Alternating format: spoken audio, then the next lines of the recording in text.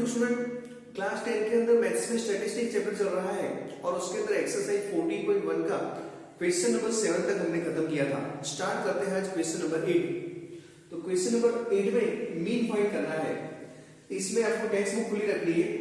इसमें यहाँ पर जो इंटरवल है, यहाँ पर नंबर ऑफ डेज लिखे हुए हैं और यहाँ पर जो स्टूडेंट है वो एब्सेंट है, कितने स्टूडेंट एब्सेंट है वो लिखा हुआ है। 0 to 6 डेज एब्सेंट रहते वो स्टूडेंट कितने हैं 11। 6 to 10 डेज जो स्टूडेंट एब्सेंट रहते हैं वो कितने हैं 10। 10 to 14 जो एब्सेंट रहते हैं वो कितने स्टूडेंट है 7। तो ऐसा डेटा क्लासिफाई करके आपको दिया हुआ है और हमें मीन फाइंड करना है उसका। तो मीन फाइंड करने के लिए सबसे पहले टेबल बना देते हैं। यहां पर देख लो पहले क्लास लेंथ सबकी इक्वल है कि नहीं है। यहाँ क्लास लेंथ कितनी है 6, यहाँ पर क्लास लेंथ है 4, यहाँ पर क्लास लेंथ है 4, यहाँ कितनी है 6 है, यहाँ 8, यहाँ 10 और यहाँ 2। तो क्लास लेंथ अगर अलग अलग होती है तो फिर मीन फाइंड करने के लिए कौन सा फॉर्मूला यूज करना है, कौन सी मेथड करनी। तो आपके पास तीन मेथड है। x bar equal to sigma fi xi upon n। दूसरी मेथड है, ये डायरेक्ट मेथड थी, ये एज्यूम्ड मीन मेथड थी, sigma fi di upon n। और थर्ड वाली मेथड है a plus sigma fi ui upon n into h। लेकिन इस मेथड के अंदर क्या होगा, ये जो मेथड है उसके अंदर आपको क्लास हाइट लिखने की होगी। क्लास हाइट यहाँ पर सबकी अलग अलग है, इसीलिए ये मेथड आपको उसमें यूज नहीं करनी। अगर सबकी क्लास हाइट मतलब क्लास लेंथ एक जैसी है तो फिर आपको क्या करना है, तो फिर ये मेथड कर सकते हैं। तो अब जब क्लास लेंथ जो है वो अलग अलग होती है तो आपको ये मेथड करनी है, डायरेक्ट मेथड, या तो फिर एज्यूम्ड मीन मेथड करनी है। तो हम ये वाली सेकंड नंबर वाली मेथड है वो करेंगे। तो देखिए उसके अंदर 5 कॉलम हमें चाहिए, 2, 3, 4 and 5।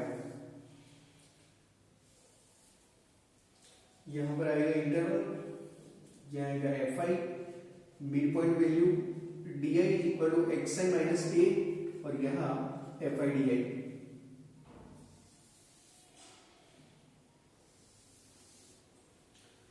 Zero to 6, 6 to 10, 10 to 14, 14 to 20, 20 to 28, 20 to 28, 28 to 38 and 38 to 40। चलो इतना क्लास दिया हुआ है। फ्रीक्वेंसी है 11, यहां पर 10, 7, 4, 4, 3 एंड 1। इसका टोटल कर देते हैं। सिग्मा fi कितना होता है, यह हो गया 21 प्लस 7 28, 28 प्लस 4 32, 36 और 4, तो कितना हो गया 40 हो गया। xi मतलब mid point value, mid point value दोनों का टोटल करके डिवाइड बाय 2 करना है, दोनों का सम करके। सम होता है 6, 6 का आधा होता है 3। अब सब में देखिए अगर क्लास लेंथ एक जैसी है तो फिर वो ऐड करते करते जाना है, लेकिन यहाँ पर क्लास लेंथ जो है वो सबकी अलग है, इसीलिए सबका टोटल करना पड़ेगा डिवाइड बाय 2। यहाँ 16 होगा, 16 का आधा 8 होगा, यहाँ होगा 24, 24 का आधा होगा 12, यहाँ पर होगा 34, उसका आधा 17, यहाँ होगा 48, 48 का आधा 24, यहाँ होगा 66, उसका आधा होगा 33, और यहां पर होगा 78, उसका आधा होगा 39। तो ये मिल गया आपको xi। अब xi di फाइंड करना है तो xi के अंदर से आपको a सब्ट्रैक्ट करना है, लेकिन a आपको एज्यूम करना पड़ेगा। तो a आप यहां से कोई भी एज्यूम कर सकते हैं, लेकिन ट्राई ऐसा करने का बीच वाला नंबर लेते हैं जिससे क्या है यहाँ पर सब्ट्रैक्शन एडिशन जो है वो थोड़ी सिंपल रहती है। तो ये तो 0 हो गया। अब सब्ट्रैक्ट करते करते आएंगे 3 माइनस 17 तो माइनस 14, 8 माइनस 17 माइनस 9, 12 माइनस 17 तो माइनस 5, 24 माइनस 17 तो कितना आएगा 7, 33 माइनस 17 तो कितना आएगा यहाँ पर 16, 39 माइनस 17 तो कितना आएगा यहाँ पर 12 आएगा। तो ये di मिल गया। di को एक बार फिर से चेक कर लेते हैं, ये तो 0 हो गया। 3 माइनस 17 माइनस 14, 8 माइनस 17 -9, 12 - 17 -5, ये 0 हो गया। यहाँ पर 7, 33 - 17 तो कितना हो जाएगा यहाँ पे 16, और यहाँ पर 39 - 17 तो कितना हो जाएगा, यहाँ पर होगा 12 नहीं होगा, यहाँ होगा 22। अब ये टीआई तो मिल गई, अब हमें लिखना है एफआईडीआई। एफआईडीआई मतलब दोनों की प्रोडक्ट।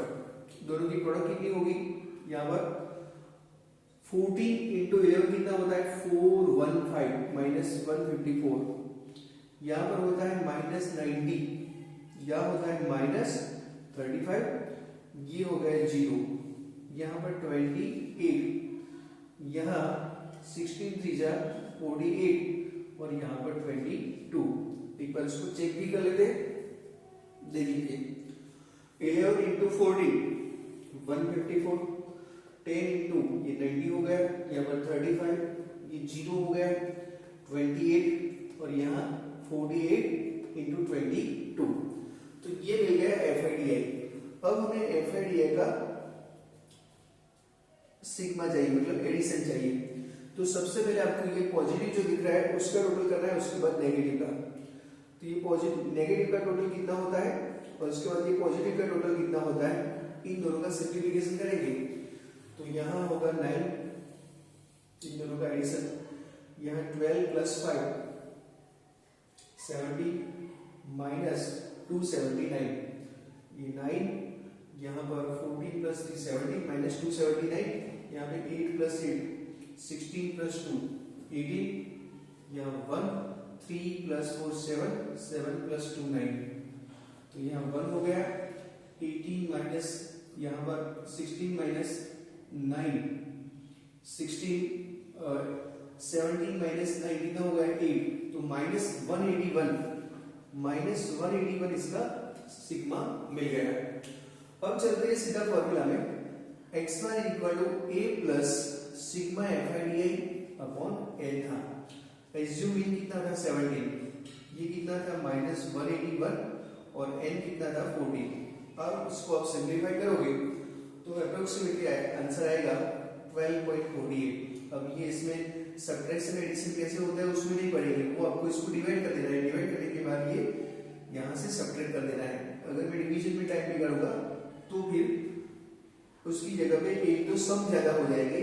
अब उसमें डिवीजन में सब्ट्रैक्शन मतलब मल्टीप्लिकेशन में ज्यादा टाइम नहीं बिगाड़ेंगे। लास्ट में इतना आ गया, फिर आपको ये सिंप्लीफाई करना आना चाहिए। लिख लीजिए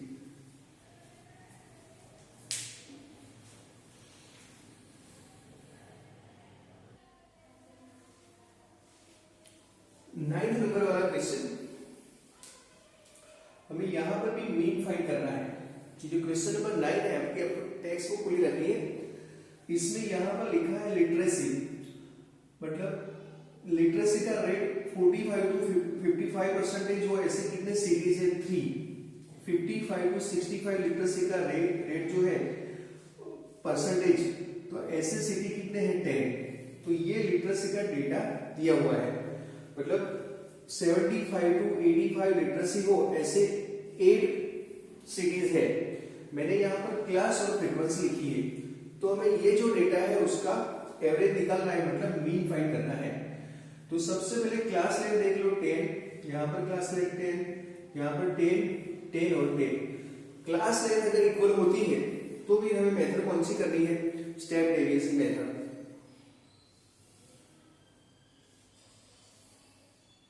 फाइव कॉलम आपको इसके लिए चाहिए।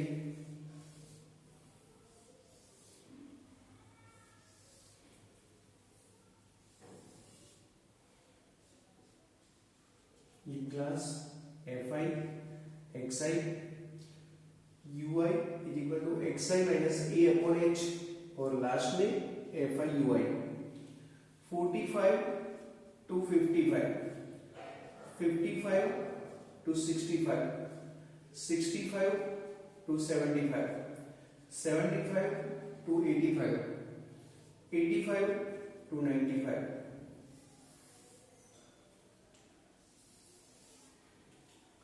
क्लास लेंथ कितनी है 10, तो मैंने यहां पर लिख दिया क्लास लेंथ 10। अब फ्रीक्वेंसी 3 10 11, 8 एंड 3। तो सिग्मा fi मतलब ये फ्रीक्वेंसी का टोटल कितना हुआ 3, 10, 11, 8 और 3। तो यहाँ कितना हो गया,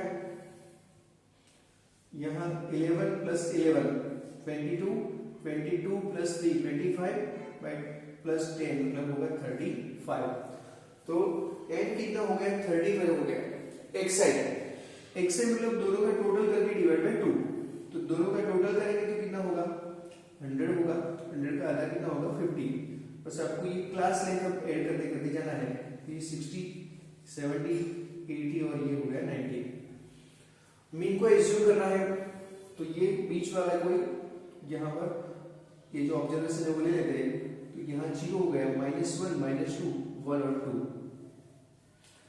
यहाँ fi ui कितना होता है -6, यहाँ होगा -10, ये तो हो गया 0, यहाँ 8 और यहाँ होता है 6। ये -6 और +6 चले गए तो सिग्मा fi ui आपको एग्जाम के अंदर ये कट नहीं करने की, ये मैंने सिर्फ आपको एक्सप्लेन किया है। तो होता है -2। सिग्मा fi ui कितना आ गया -2 आ गया। अब आपको फॉर्मूला में जाना है x1 = a plus sigma fi ui upon n into h। Assume mean कितना था 70, ये कितना आया 2, n कितना था 35 और क्लास लेंथ कितनी थी 20। तो 70 माइनस 20 अपॉन 35, तो इसका अप्रोक्सीमेटली आंसर आएगा 69.42। अप्रोक्सीमेटली इतना हुआ, तो मतलब 69.42 सेटिंग होंगे, लिख दीजिए।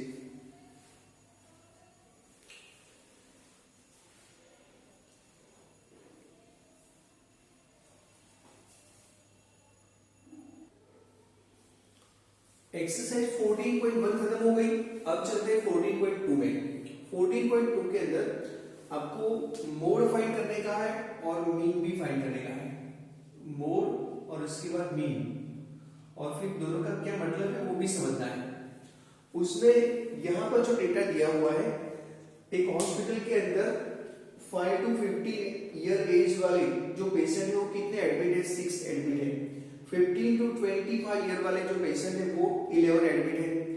25 to 35 वाले जो पेशेंट है वो कितने हैं, 21 है। तो ऐसे ये डेटा बनाया है। वैसे कैसे बना होगा डेटा, कोई हॉस्पिटल में गया होगा, जितने भी बेड है उसके अंदर सबका रिजल्ट मिलाया होगा, सबकी एज पूछी होगी, उसके बाद अनक्लासिफाइड डेटा बना होगा। अनक्लासिफाइड डेटा को स्टैंडर्ड 9 के अंदर जैसे टैली मार्क करके आपने ऐसा डेटा बनाया होगा। तो ये जो डेटा बन गया, अब उसका आपको मोड फाइंड करना है। मोड का मतलब क्या हुआ, यहाँ पर 5 और 15 एज वाले 6 है, 15 और 25 वाले कितने हैं, 11 है। तो आपको पता है कि 23 मोड का मतलब है जो ज्यादा टाइम रिपीट होता है वो, जैसे स्टैंडर्ड 9 के अंदर आता था सिर्फ जो अनक्लासिफाइड डेटा होता था उसका मोड आप कैसे निकाल रहे हैं। जैसे हमारे पास ये एक अनक्लासिफाइड डेटा है 2, 3, 5, 7, 5 और यहाँ पर 2 या 1। कोई आपको बोले कि ये अनक्लासिफाइड जो डेटा है यहाँ ऑब्जर्वेशन लिखे हुए हैं, उसका मोड क्या होता है। तो ये अनक्लासिफाइड जो डेटा होता है उसके अंदर मोड फाइंड करने के लिए कोई फॉर्मूला करने की जरूरत नहीं होती। जो ज्यादा टाइम आता है वो बन जाता है मोड। तो ज्यादा टाइम कौन आता है, 5। तो मोड क्या होगा इसका, 5 हो गया। मोड का मतलब जो ऑब्जर्वेशन ज्यादा टाइम आता है वो। अब कई बार ऐसा भी होता है कि दो ऑब्जर्वेशन या तीन ऑब्जर्वेशन ज्यादा टाइम आते हैं, जैसे मैं यहाँ 2, 1, 5, 6, 1 और यहाँ पर मैं 5 लिख दूं। तो यहाँ पर 1 भी 2 टाइम है और 5 भी 2 टाइम है। तो फिर हम मोड क्या लिखेंगे, मोड के लिए 1 भी आएगा और 5 भी आएगा।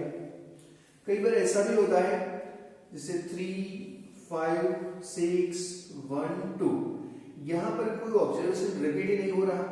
जैसे 3 तो 3 दूसरी बार नहीं आ रहा, 5 सारे ऑब्जर्वेशन 1 टाइम है। तो यहाँ हम क्या लिखेंगे, मोड डज नॉट एग्जिस्ट ऐसा लिखेंगे। Mode does not exist, mode ऐसे 0 नहीं लिखेंगे। ये तो हो गई बात अनक्लासिफाइड डेटा की। लेकिन जब क्लासिफाइड डेटा आपके पास होता है तो आपको भी पता नहीं चलता कि कौन सा ऑब्जर्वेशन सबसे ज्यादा टाइम रिपीट होता है। सिर्फ इतना पता चलता है कि 35 और 45 के बीच में कोई ऑब्जर्वेशन होगा वो सबसे ज्यादा टाइम रिपीट हुआ है। इसका मतलब ये हुआ 23 फ्रीक्वेंसी आई, सबसे बड़ी फ्रीक्वेंसी 23 है, मतलब उसके अंदर से ऐसा कोई आंसर होगा, वो यहाँ पे ऐसी कोई फिगर होगी, एज होगी जो सबसे ज्यादा टाइम रिपीट होती है।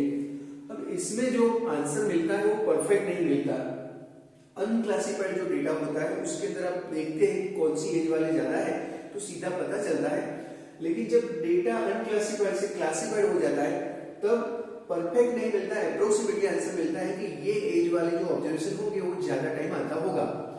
तो आपका आंसर जो होगा वो यहाँ पर छुपा होगा, मतलब 35 और 45 के बीच में होगा, सबसे बड़ी फ्रीक्वेंसी। अनक्लासिफाइड डेटा है, इसका मोड फाइंड करने के लिए मेथड देखिए, आपको उसमें कोई टेबल बनाने की जरूरत नहीं पड़ेगी, मोड फाइंड करना है, इसीलिए मीन फाइंड करना होगा तो टेबल बनाने की जरूरत होगी। तो सबसे ज्यादा फ्रीक्वेंसी कौन सी है, सबसे बड़ी फ्रीक्वेंसी तो ये वाली, तो उसको हम नाम देंगे F1, ये F1 हो गई।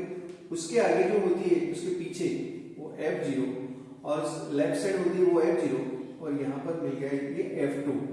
तो बड़ी फ्रीक्वेंसी, फ्रीक्वेंसी नंबर 1 23, फ्रीक्वेंसी 0 21 और फ्रीक्वेंसी 2 48। जो बड़ी फ्रीक्वेंसी उसको F1 नाम दे देंगे, उसकी बिल्कुल उस साइड जो होगा उसको F0 और राइट साइड होगा इसको F2 नाम देंगे। तो F1 तो आपको पता चल गया कि F1 यहाँ कितना है 23, F0 कितना है तो F0 है 21 और F2 कितना है तो F2 है 14। अब ये जो बड़ी फ्रीक्वेंसी है वो आपका मॉडल क्लास बन गया है, मॉडल क्लास के अंदर से ही आंसर आएगा आपका कि मॉडल क्लास के ऊपर से आपको लोअर लिमिट डिसाइड करनी है। ये मॉडल क्लास है, उसकी लोअर लिमिट कितनी है 35। चलो इतना पता चल गया। अब क्लास लेंथ, यहाँ पर क्लास लेंथ इक्वल ही होगी h इक्वल टू कितना दिया हुआ क्लास लेंथ देख लो 10 है। ये इतना अगर आपके पास इतने वैल्यू पता चल जाए तो अब सीधा फॉर्मूला में चलना है। उसका फॉर्मूला ऐसा है z फाइंड करने के लिए, z equal to l plus f1 minus f0 2f1 minus f0 minus f2 into h। ये मोड फाइंड करने का फॉर्मूला है। लेकिन एक दूसरी चीज यहां समझ लो, अगर ऐसा हुआ कि कई बार ये बड़ी फ्रीक्वेंसी यहां पर आई हुई है, बड़ी फ्रीक्वेंसी यहां पर आई हुई है तो इसको आप नाम देंगे F1, तो फिर F2 किसको नाम देंगे, क्योंकि यहां पर तो कुछ होगा नहीं, तो फिर उस टाइम आपको F2 क्या लिखना है 0। यहाँ पर F1 यहाँ पर है, बड़ी फ्रीक्वेंसी यहाँ है तो F0 तो मिल जाएगी लेकिन F2 नहीं मिलेगी, तो F2 आपको 0 लिखनी है। कई बार ऐसा होता है कि बड़ी फ्रीक्वेंसी यहाँ है तो F1 यहाँ आ गया तो F2 तो मिलेगा लेकिन F0 नहीं मिलेगा, तो फिर उस टाइम आपको F0 क्या लेना है 0 लेना है। अब उसके अंदर वैल्यू पुट करते हैं तो कितना होता है देखिए, Z इक्वल टू L कितना था 35, F1 कितना है 23, F0 है 21। अब ऊपर वाले का ट्वाइस मतलब 46, ये F0 एज इट इज मतलब 21 एज इट इज, और लास्ट में F2 कितना था 14 और क्लास लेंथ कितनी थी 10 की। तो Z इक्वल टू 35 प्लस यहाँ 20 कितना हो जाएगा, यहाँ पर 2 बचेगा तो यहाँ 20 और यहाँ रहेगा 46 माइनस यहाँ कितना हो जाएगा 35। देख लो यहाँ हो गया 2 बचा, 2 इंटू 10 20 हो गया, 46 माइनस 14 46 और इन दोनों का एडिशन सब्ट्रैक्शन हो गया 35। Z equal to 35 plus 20 upon यहाँ कितना रहेगा 1 और यहाँ रहेगा 1। तो अप्रोक्सीमेटली इसका आंसर आएगा 35 अपॉन 20 अपॉन 11 है तो अप्रोक्सीमेटली आंसर आएगा 36.8 याद है। अब देखिए जो आंसर है वो ये जो बड़ी फ्रीक्वेंसी आपका जो मॉडल क्लास है उसके अंदर से ही आ गया है। तो इसका मीनिंग क्या हुआ, मीनिंग ये हुआ कि ज्यादातर जो पेशेंट एडमिट है इस हॉस्पिटल के अंदर उनकी एज 36.8 ईयर एज वाले जो पेशेंट ज्यादातर इस हॉस्पिटल में एडमिट है, ये जो नंबर है ये ज्यादा टाइम रिपीट होता होगा। कितनी टाइम रिपीट हो रहा है 23 टाइम। यहाँ देखिए परफेक्ट आंसर नहीं मिलता क्योंकि ये डेटा को क्लासिफाइड कर दिया, इसीलिए क्लासिफाइड डेटा के अंदर से उसको फॉर्मूला के अंदर से उसको निकाला जाता है कि कैसे वो कौन सा रिजल्ट है वो ज्यादा टाइम रिपीट होता होगा। तो 36.8 अप्रोक्सीमेटली ऐसी एज वाले जो पेशेंट है वो उस हॉस्पिटल के अंदर ज्यादा एडमिट है। तो ये बन गया मोड। तो मोड हमने फाइंड कर लिया, अब मीन फाइंड करना है। मीन का मतलब अलग से होगा। मीन का मतलब ये होगा कि इस हॉस्पिटल में जितने भी पेशेंट है उनकी एवरेज एज कितनी हुई वो आएगा। और मोड का मतलब क्या हुआ कि इस हॉस्पिटल में जितने पेशेंट एडमिट है उनकी ज्यादा एज, मतलब ज्यादातर एज कौन सी एज वाले हैं, ज्यादातर पेशेंट 36.8 ईयर एज उनकी है, ऐसे पेशेंट यहाँ पर है। अब हम फाइंड करते हैं मीन। पहले लिख दीजिए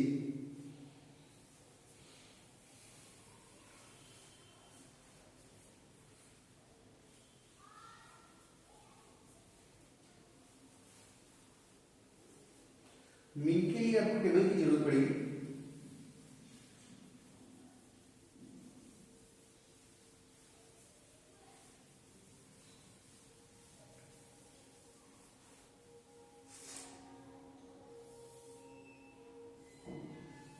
ये क्लास के लिए, फ्रीक्वेंसी के लिए, एक्सआई के लिए, यूआई के लिए और एफआई यूआई।